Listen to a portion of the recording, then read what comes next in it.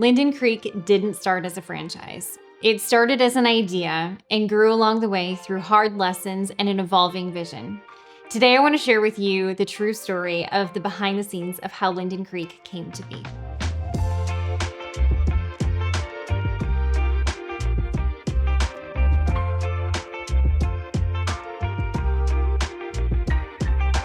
My background is in finance.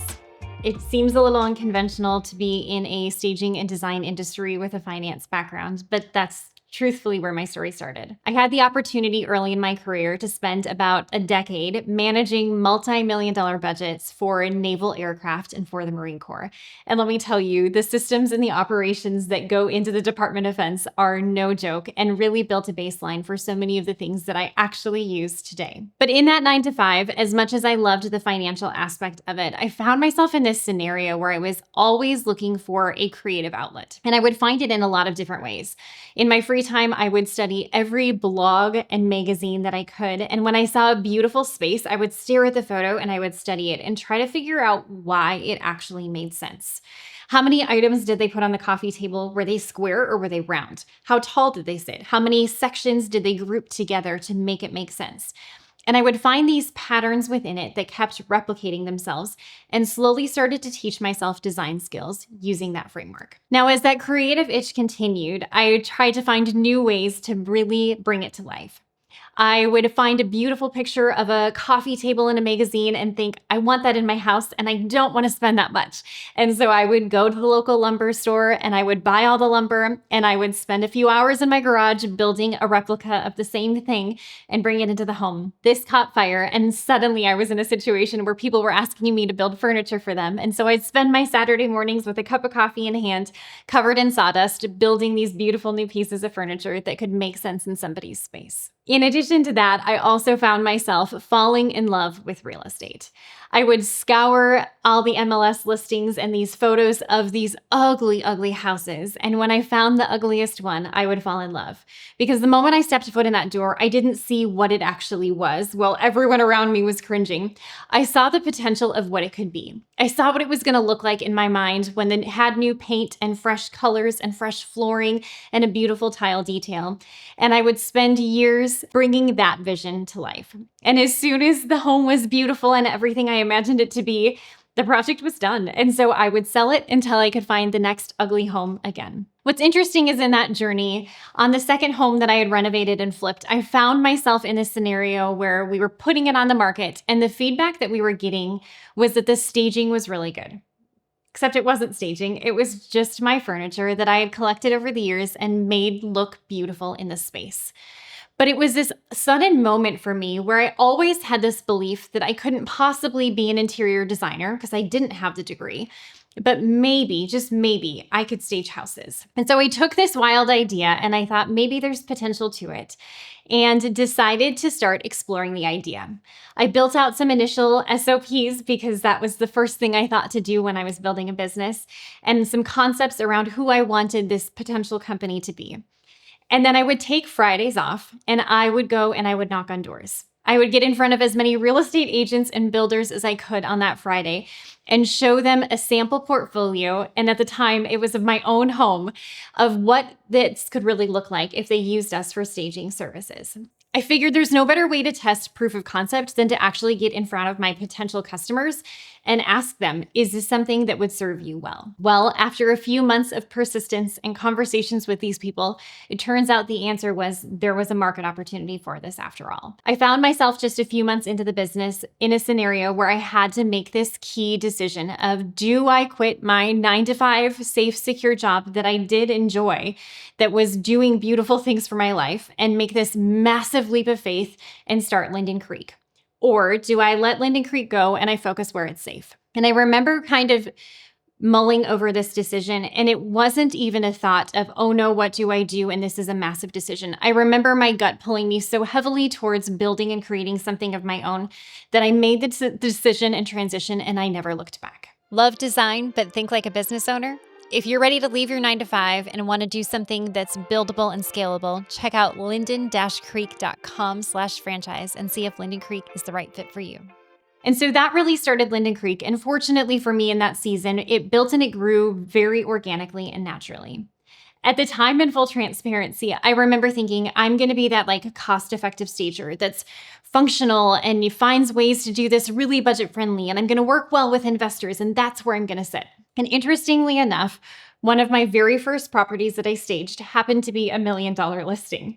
Now, in Raleigh at that time, that was a big deal and a high ticket home. And I remember being so excited about landing the job, and all I could think about is I have to serve this client right. And so I went out of my way, bought this stunningly beautiful furniture and art and accessories and thought through the designs. We staged it, it sold right away, nailed the project. And I remember thinking, phew, glad that's done. That was luxury. Let's go back to where we really should be focusing our time. And then the next phone call came and it was another $1 million listing. And I remember thinking like, this was not in the plan, but I'm not going to say no to another opportunity. We did it once, we can do it again. And so we went through the process again. I designed this beautiful space. The results were fantastic. It was really exciting to see this transition. And again, I finished it and I thought, phew, another $1 million listing done. Let's go back to where this business is supposed to be. But in that process, I got a phone call from a real estate agent that I really admired. And she called and she said, I don't know where you have been all this time, but you are the thing that we've been missing in this market. And I sort of scratched my head and she said, you do luxury in a way that we've been looking for in this area. And all of a sudden it clicked for me. I thought that I needed to be this budget conscious, investor friendly sort of staging company. And I realized that there was this underserved market in the luxury area that somebody needed to serve. And all of a sudden it shifted for me. I changed my business model. I focused then on luxury and realized somebody needed to serve these real estate agents and these builders that were looking for a solution. And that somebody was going to be me. And that's really what started the concept and the idea around Linden Creek. Now, about a year into my journey, I found myself as a single mom. My husband and I at the time had separated, and I wished all the best for him. We have a fantastic co-parenting relationship, but I found myself in a season of doing it just as me.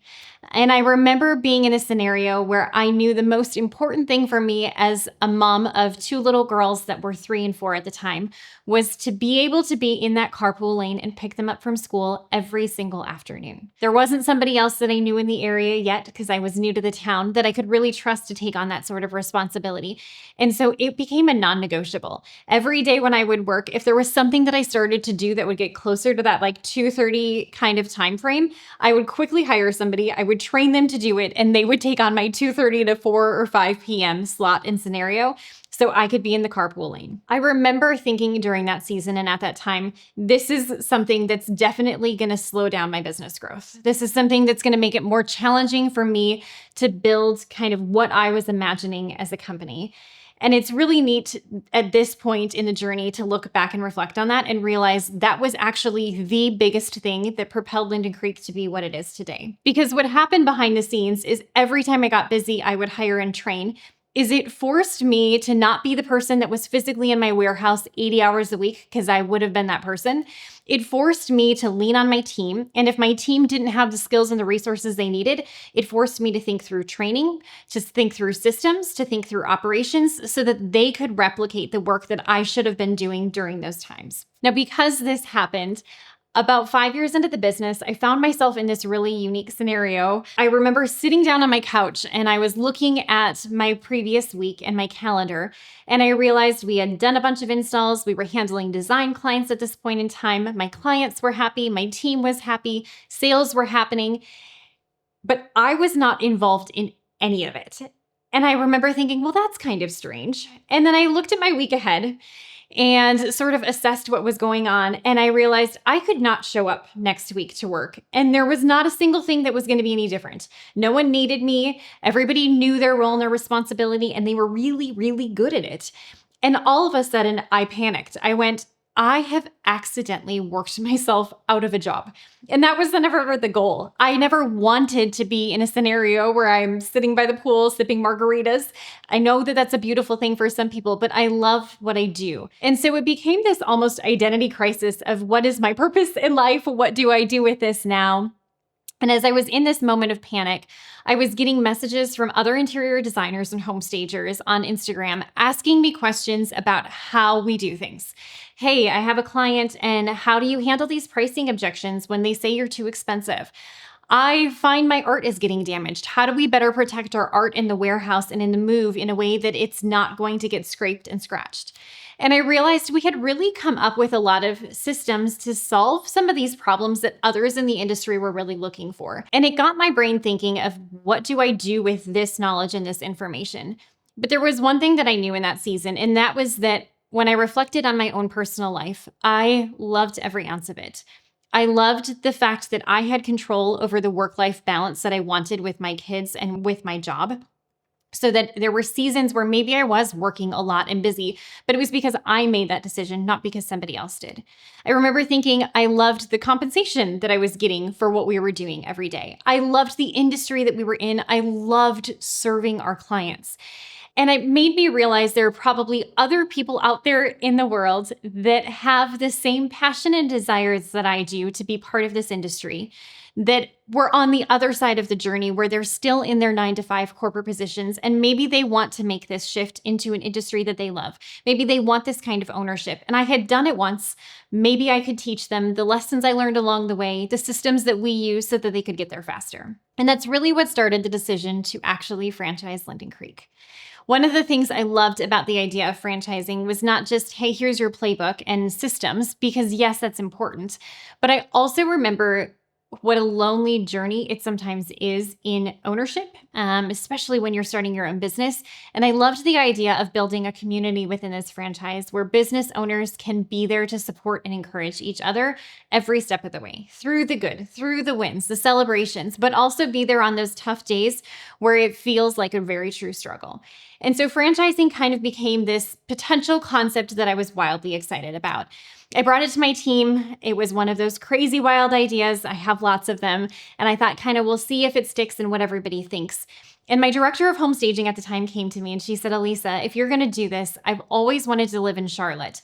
Could I be your first franchise owner and we just see how this goes? And for me, that was the biggest blessing, because I remember thinking, if there's anybody that's going to give me brutally honest feedback of what's working and what's not, it's going to be somebody that's been by my side, that I trust and that trusts me. And so we made the decision to kind of launch this concept and idea out in Charlotte. And for a year, I just watched her. We'd meet, we'd discuss, I'd find out what was working, what wasn't working, where she felt like she needed more training, what her pain points were, and we would solve and fix those along the way. And after the 12 months, we both kind of sort of looked up, and I remember reviewing her profit and loss statement, and I looked at how much money she had made in the year. And she had 3x'd what I did in my very first year of business. And it was that moment that was this aha of, she was able to take all of the lessons I learned and the systems and implement them to get there so much faster than I ever did. And in that moment, we made the decision to really take this and expand this as a national opportunity so that we can reach as many potential men or women that are interested in that similar journey of building something of their own, but they want the framework so they can get there faster. When I look back on my journey of Linden Creek, it's wild to see how every one of these unique nuances and challenges and pain points that I felt like I was going through along the way were actually the biggest blessings to allow us to build what Linden Creek is today. If this is something that interests you and gets you excited too, I'd love for you to follow along on our journey and subscribe. Learn more about the design industry, the staging industry, and what it really takes for ownership. Subscribe and let's continue that conversation. This is In Good Space.